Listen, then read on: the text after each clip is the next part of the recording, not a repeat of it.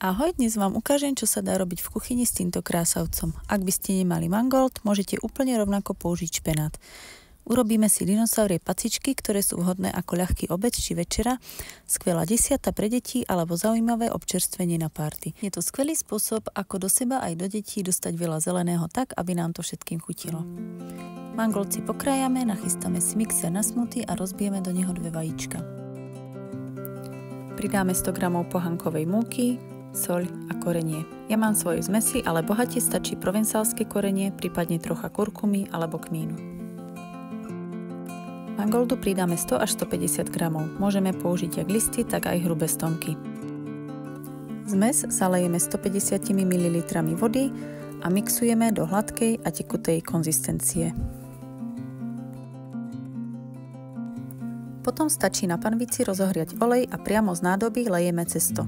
Veľkosť placiek je na nás. Môžeme vytvoriť malé alebo väčšie placky, ale kľudne aj palacinky. Placky opečieme z oboch strán a potom odkladáme na servítok, aby sa doň nasiakol zbytok oleja. Čo sa týka ďalšieho ochutenia, máme nekonečno možností. Na stôl môžeme dať rôzne nápady a každý si zhotoví placku podľa svojich chutí.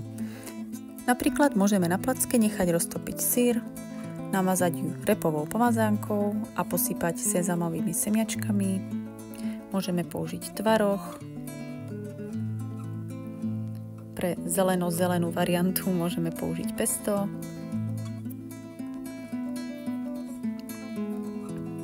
Alebo výborné je mandlové maslo.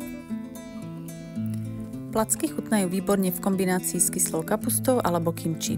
Vďaka kysanej zelenine nám po plackách bude aj o niečo ľahšie. Je celkom vtipné pozorovať, ako si z tejto farebnej palety vyberie každý niečo iné.